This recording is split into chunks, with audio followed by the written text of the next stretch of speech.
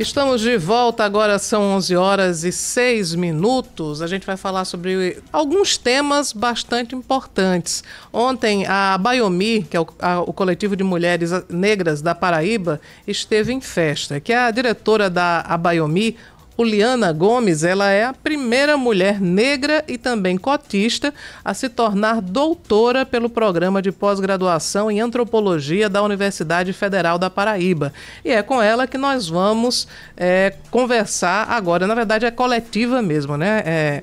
É Coletiva de Mulheres Negras da Paraíba. Só corrigindo aqui. Então a gente vai conversar a partir de agora com Uliana. E primeiro, Uliana, parabéns por essa conquista que é importante demais na luta contra o racismo e também contra as violências aqui no estado e no país. E fale pra gente sobre esse momento e também o objeto da sua tese. Parabéns. Olá, bom dia a todos os ouvintes, bom dia também a Cláudia Carvalho, a Marcos Cunha, e obrigada pelo convite. É muito importante ocupar esses espaços e falar, né, sobre essa conquista. Então, eu ainda não tive tempo de sentir. Ontem eu cheguei tão cansada e a banca perguntou para mim o que você pretende fazer. Eu disse, eu só quero dormir. Imagino. Eu cheguei tão cansada e aí já apareceu uma gripe do nada, eu acho que o corpo relaxou e aí... Doutorado são 4 anos, né? São 4 anos. É luta, viu? É luta. E aí é uma luta de paga disciplinas, faz pesquisa, qualifica, prepara a tese e defende, né? E aí nesse percurso eu não estive sozinha, né? Porque para chegar onde eu cheguei, a gente sabe da estrutura racista que o Brasil tem, né? E eu não chego sozinha, eu chego com muitas mulheres que estavam abrindo esse caminho para que eu pudesse ocupar esse espaço, né? Assim como a Abaiomi, eu faço parte do NEAN Jobá, que é um coletivo de estudantes negros que a gente se fortalece dentro da universidade para permanecer, né? Sim. E é o que eu coloquei ontem para a banca. Eu espero que venham muitas outras mulheres negras, que venham muitas outras pessoas negras. Hoje à tarde vai ter uma amiga minha, que também é negra, que vai estar defendendo a sua tese e que venham muito mais depois da gente, né? E a gente não consegue caminhar sozinha. E a gente se fortalece. E a Abaiomi foi esse espaço que foi também me fortalecendo para que eu conseguisse. Principalmente pelo tema que eu trabalhei também, né? Que é da doença falciforme no estado da Paraíba, que é uma doença negligenciada que pouco a gente escuta falar. É uma doença da comunidade negra, né? Isso, de prevalência na população negra, né? E aí... acomete apenas 6% da população branca, mas a gente também tem pessoas brancas que têm essa doença, é uma doença genética, né? Que pode ser passada pelos pais, e aí a mãe tem o traço, o pai também, então o filho tem a probabilidade de vir a ter essa doença. É a doença genética que mais acomete no Brasil, mas é uma doença que pouco se fala, o diagnóstico já tem para mais de 100 anos. Mas a gente não escuta falar sobre essa doença, a gente não vê, por exemplo, eu nunca vi materiais produzidos pelo Estado sobre a doença falciforme e a gente precisa falar sobre ela, porque quando não se fala, corre-se o risco de tratamentos incorretos, né? Que é o que acontece. Eu trago na tese 2 casos de pessoas que vão a óbito por situações de negligências, né? Que é a situação do Nairto e da Evanilza, que poderia ter sido evitadas as mortes deles se eles tivessem tido o tratamento adequado no momento que precisavam. E eles não são casos isolados, a gente tem outros casos também, né? E aí, para além desse processo de morte, né, por causa da doença falciforme, a gente tem todas as outras coisas que vão intensificando o sofrimento dessas pessoas. Que as dores que essas pessoas carregam em seus corpos não são só dores físicas da doença, né? Que já é um processo muito difícil, porque quando você está numa crise de doença falciforme, a sua vida para, né? Viver com doença falciforme é remontar toda a sua estratégia de vida, pensando nas estratégias de cuidado, que é uma questão que eu problematizo na minha tese, como que essas pessoas conseguem construir essas estratégias de cuidado. E como que os itinerários de negligência, que é um conceito que eu vou trabalhando, né, que eu vou criando na tese, como que esse itinerário de negligência chicoteia mais ainda o corpo dessas pessoas, né, nesse processo de adoecimento. E aí são processos de dores que são negadas, muitas pessoas que dão entrada para o atendimento no sistema de saúde e aí são colocadas para esperar, quando o protocolo da doença falciforme coloca que essas pessoas deveriam receber a pulseira vermelha, Porque se elas estão dando entrada ali com um processo de dor, elas estão com dores fortíssimas. Para você ter uma noção de como que essas dores são intensas, eu trago também na tese, e aí fica um convite para quando a tese for publicada, as pessoas fazerem a leitura, né? Essas pessoas vão descrevendo o que é sentir essa dor no momento de crise. E uma das frases que eu lembro, que é a da Kera, ela diz, é como se pegasse os meus ossos e fossem tirando eles. Nossa. E colocasse no liquidificador e batesse na velocidade máxima. Meu Deus do céu.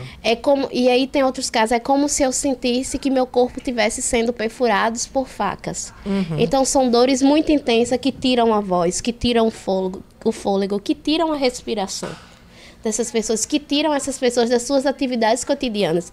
E aí a gente se pergunta, como que uma doença que tem mais de 100 anos, do seu primeiro diagnóstico, que é a doença que mais acomete no Brasil, né, que traz tantos prejuízos para a vida dessas pessoas, não tem um atendimento eficaz.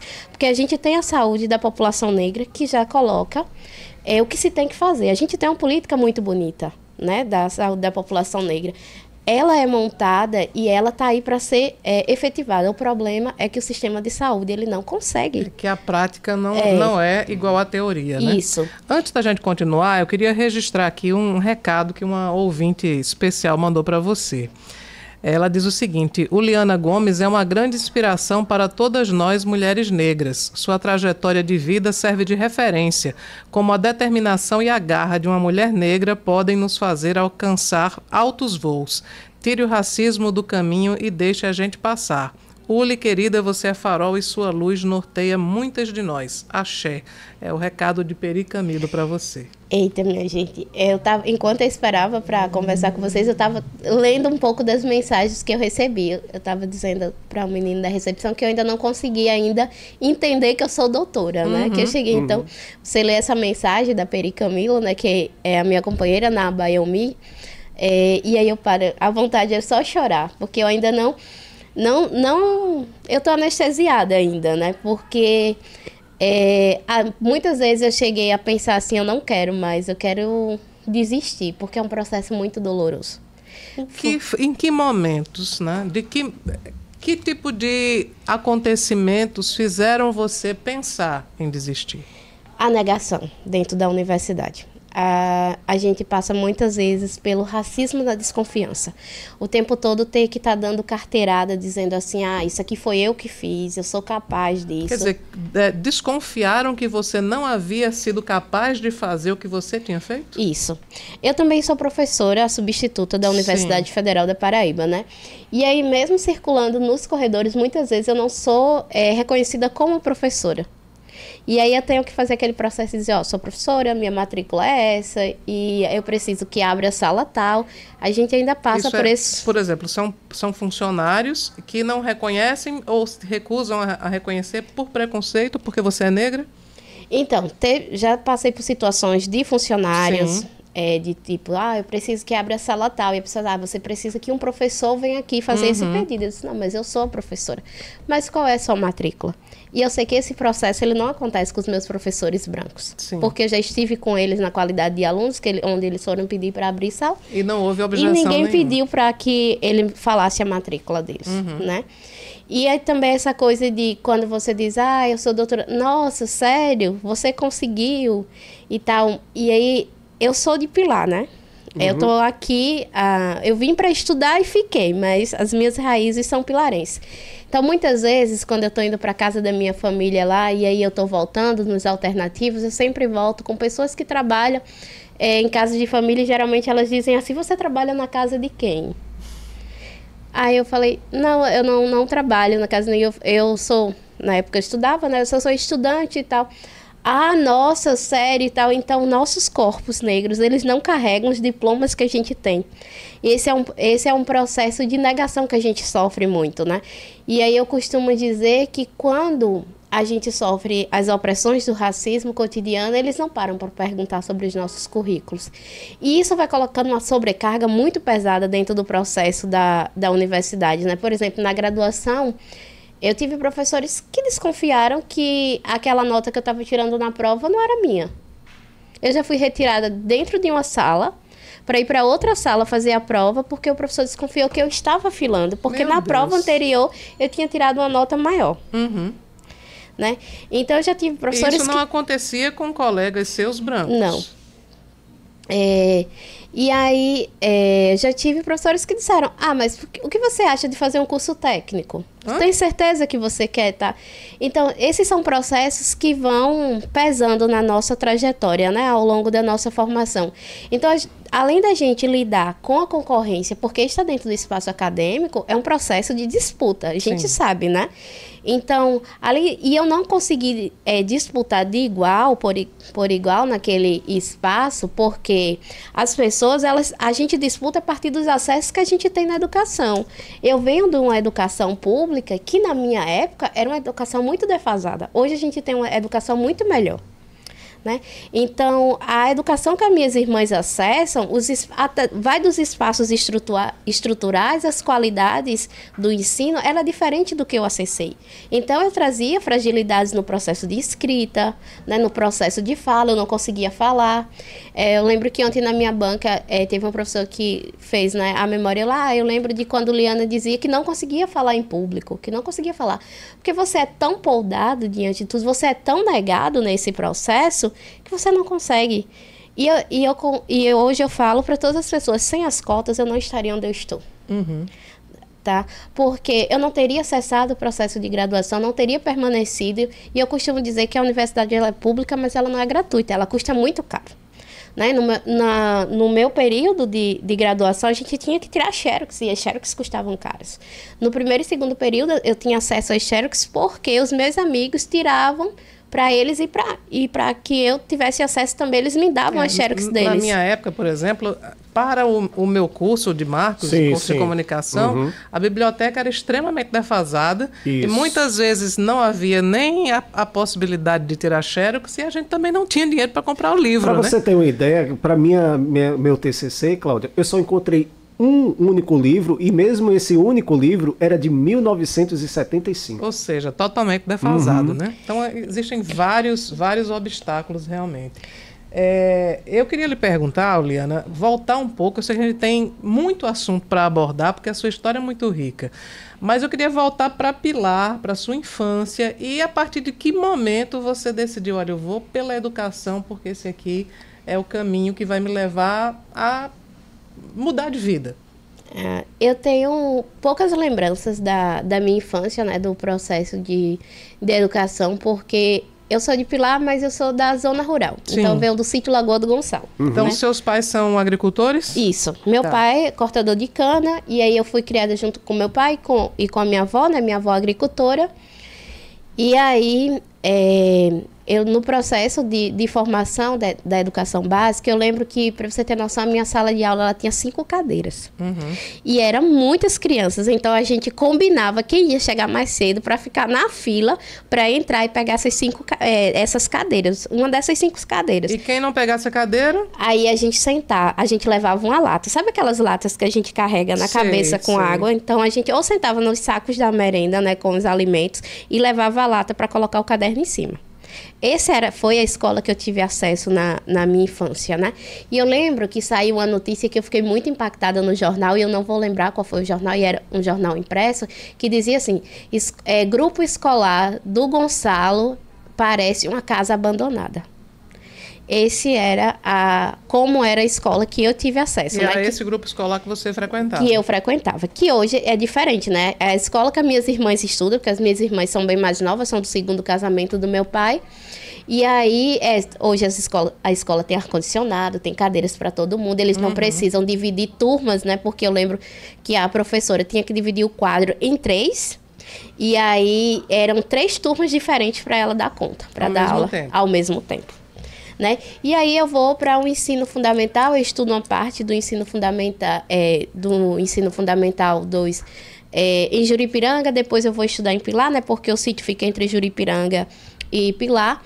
E aí no ensino médio eu encontrei uma professora de história que eu olhava para ela e eu dizia, é desse jeito que eu quero ser.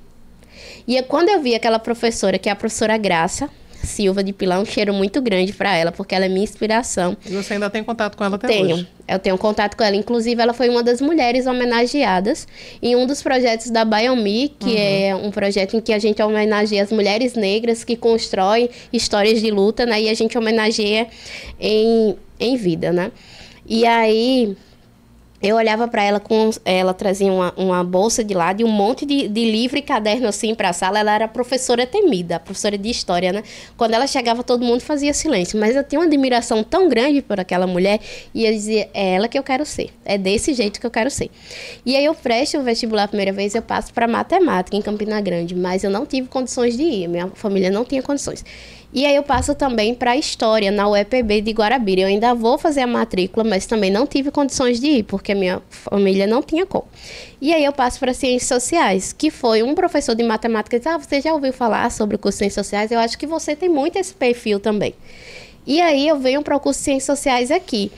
E aí eu lembro que para entrar nesse curso de Ciências Sociais, a gente tinha que entregar e aí eu acho que vocês também são dessa época, uma batalha de documento que a gente tinha que levar no cartório e que a gente gastava o dinheiro do mundo todo. Sim, autenticar tudo, isso, né? Eu lembro que os meus davam R$80. E esses R$80 era o dinheiro da feira lá de casa. E a minha avó me deu esses R$80 para que eu autenticasse esses documentos, inclusive o documento para provar que eu era negra, né?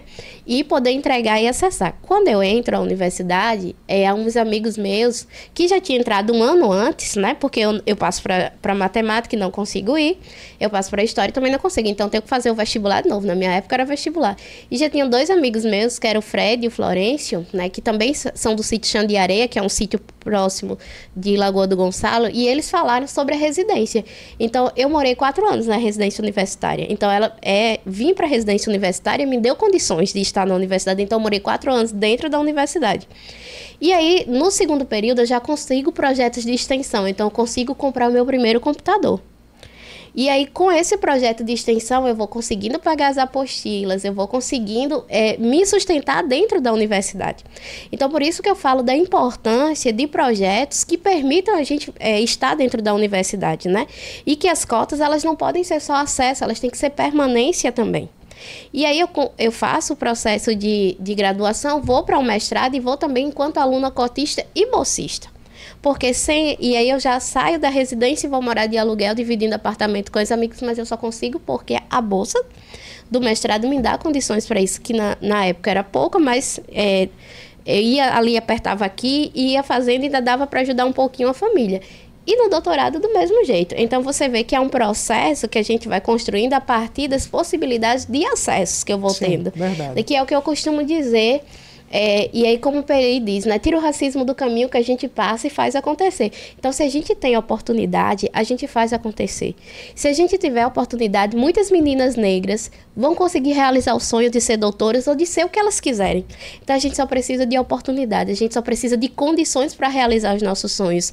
E aí, hoje, enquanto professora também da educação básica, quando eu escuto algum aluno meu dizendo que não tem sonhos, e geralmente são os alunos negros de periferia que dizem assim, eu não tenho... Quando eu pergunto, mas como é seus sonhos e tal, para entender o processo, né, de formação daquele aluno, daquele educando, e ele diz, eu não tenho sonho. Isso me dói muito, porque ele não tem sonho, porque a estrutura social do Brasil tira isso deles. Só que a sua presença na sala de aula vai estimular muitos sonhos. Da mesma forma que a professora Graça também estimulou um sonho em você, que levou você muito além do que poderiam dizer que você poderia chegar. Então, eu acho que a tua presença vai ser luz para muita gente também. Deixa eu só registrar uma participação aqui, Cláudia.